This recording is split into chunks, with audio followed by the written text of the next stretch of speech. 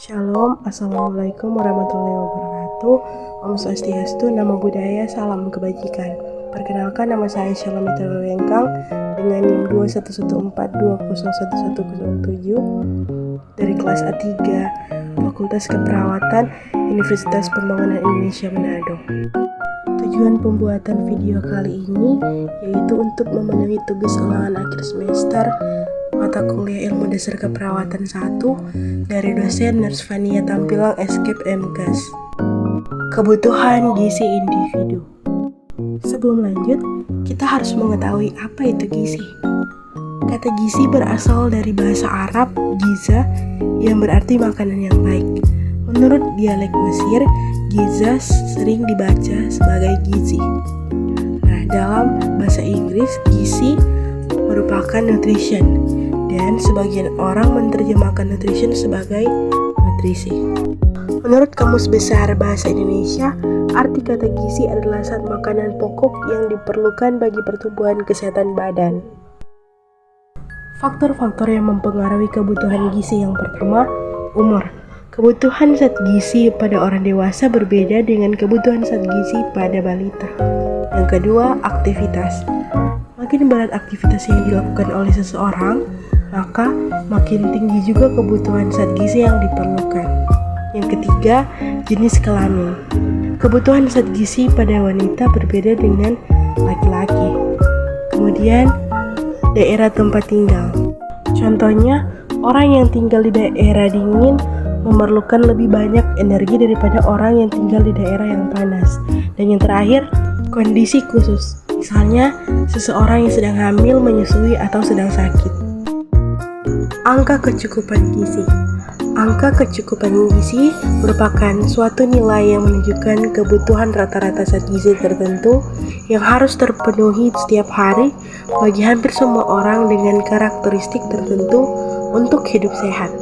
Karakteristik tersebut juga sama dengan faktor yang menentukan kebutuhan gizi, yaitu berat badan, tinggi badan, usia, jenis kelamin, tingkat aktivitas fisik, dan kondisi fisiologis. Itu artinya AKG digunakan sebagai patokan zat gizi rata-rata yang diperlukan oleh suatu kelompok orang. Patokan ini menggambarkan berapa kebutuhan gizi satu individu tertentu saja. Contohnya, pada AKG tercantum bahwa kebutuhan protein pria berusia 19-29 tahun yaitu 63 gram. Ini berarti rata-rata pria dengan usia tersebut membutuhkan asupan protein sebanyak 63 gram dalam satu hari. Cara menghitung gizi yang diperlukan. Jenis zat gizi yang perlu dihitung terbagi menjadi zat gizi makro dan mikro. Zat gizi mikro atau mikronutrium adalah zat gizi yang dibutuhkan dalam jumlah besar. Jenis zat gizi yang termasuk dalam kelompok ini yaitu karbohidrat, protein, dan lemak. Sementara itu, zat gizi mikro atau mikronutrium yaitu zat gizi yang dibutuhkan dalam jumlah kecil. Jenis zat gizi ini mencakup vitamin dan mineral. Kendati dibutuhkan dalam jumlah kecil, zat gizi mikro memiliki fungsi penting dalam berbagai sistem tubuh. Yang pertama, kebutuhan gizi makro. Jenis zat gizi makro yang perlu dihitung kebutuhannya yaitu karbohidrat, protein, dan lemak.